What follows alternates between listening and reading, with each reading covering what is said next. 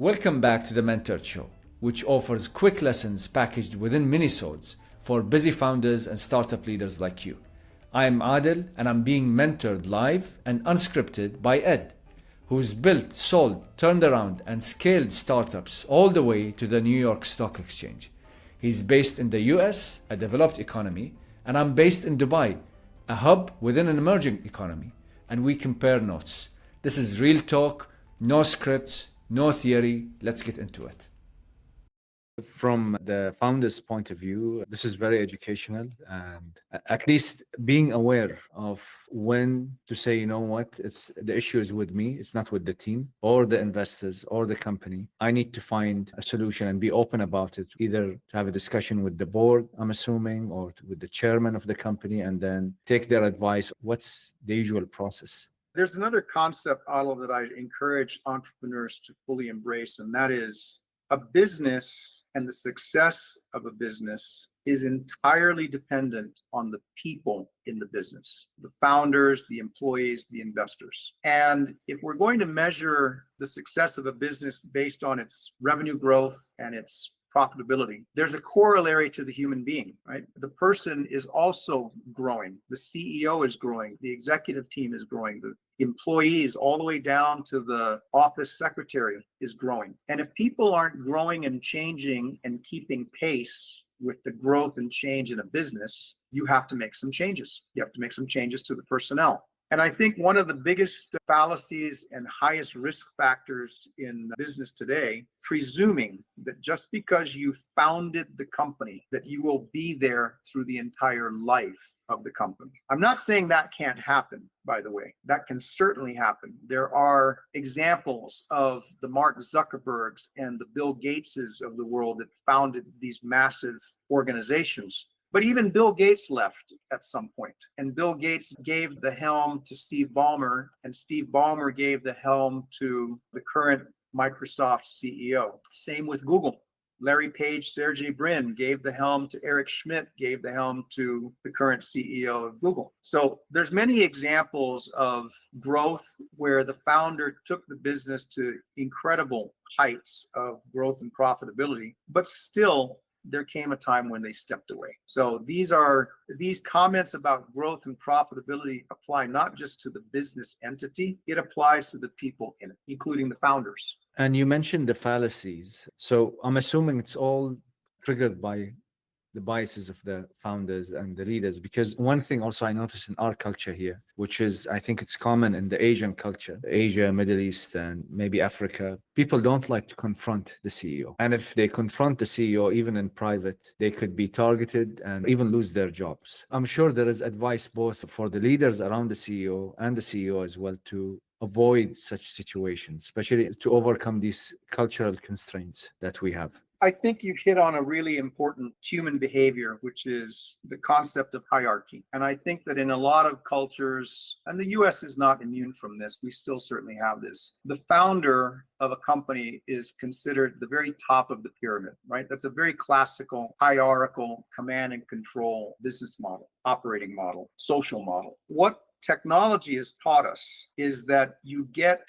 much, much better results when you attempt to operate under a flattened organization, not a hierarchical organization, but a flat organization. And in a flat organization, it doesn't mean that everybody's the boss. What it does mean is that the CEO, the founder, has to embrace everyone's opinion, including the accolades as well as the criticisms. Now, there's a fine line here, because if I was just working with a company recently in the last week where an early employee who made incredibly significant contributions to the early growth of the business got a little too comfortable. And instead of confronting the CEO with different ideas, differences of opinion, this individual felt comfortable sharing with all her coworkers their opinions in a negative way. And it started to undermine the chemistry of the organization. And the CEO was trying to find a way to create a more constructive environment to say to the person, look, if you have an opinion and a criticism, I'm open to hearing it, but share it with me first, because I'm the person that can make a change if there's a change to be made. Doesn't mean I'm going to guarantee a change, but at least I'm willing to listen. And I think that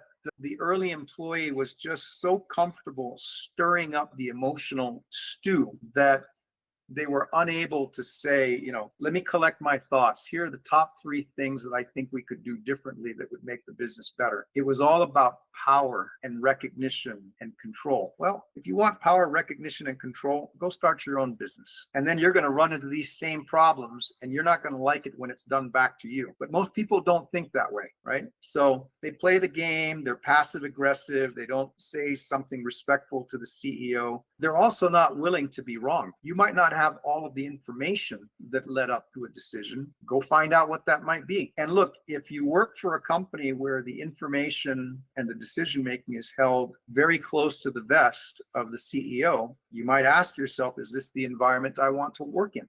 Vote with your feet, vote with your conscience, with your opinion. But the passive aggressive behavior never yields positive results, in my experience. And so I think the emerging cultures are finding this out, especially in the tech space. And look, if you want to do a small business that maybe you can pass on to your heirs, that's a different kind of business because now you're basically self-funding. When you have outside investors, especially institutional investors, the only thing they care about is an outsized return on their money. Because if they don't invest in you, where could they put their money? They could put it in the US stock market. They could put it in the UK stock market. They could put it in the Japanese, French, or German stock market. They could go buy a piece of property. There's so many different places that they could more safely put their money. But if they choose to put it in your startup, they are expecting an outsized return on investment from all of those other safer vehicles. So by taking money from an outside party, my personal sense of honor and obligation is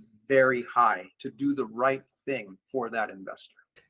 Listening to you right now and thinking of all the conversations I have and the social media posts that I see of people and founders being so proud, and I don't want to say egocentric, but somehow it's all about them, about their achievement of raising the fund and reaching that valuation. Somehow it feels them not really being focused on the main objective, even working with startup leaders, the people who are reporting to them, part of their teams. Because it seems to me that despite, even if they know that I need to raise the valuation of this business, it seems to me many of them treat it like a real estate project. That means if I find the investors who are willing to buy my shares at this valuation, that means I succeeded. It's not based on if I hit this growth mark, then I'll be able to sell the company for that valuation.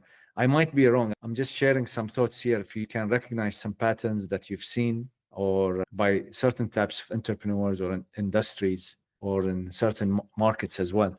I think what we're talking about here is we're flirting with some concepts around human behavior, the dynamics between people, and especially when it comes to the topic of success or failure within a business.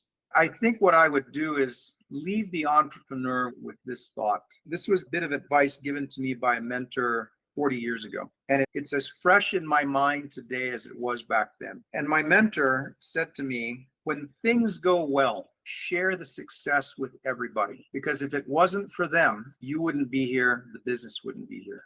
The credit is not to you, it's to everybody else in the company. If things go wrong, it is only you, because you are the CEO. And if you let that sink in, that is an incredibly important lesson in success and leadership that maybe takes some time to absorb and appreciate, but I really believe in it. A very successful company is done on the effort of everybody. Share it.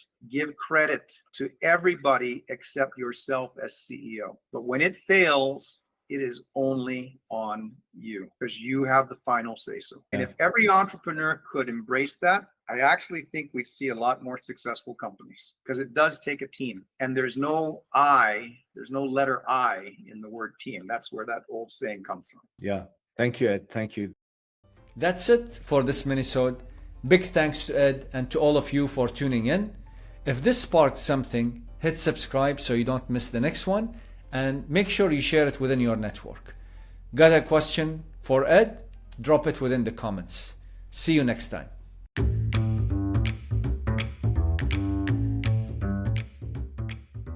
Please note, the views and opinions expressed in this podcast are those of the host and guests and do not necessarily reflect the official policy or position of any affiliated organization.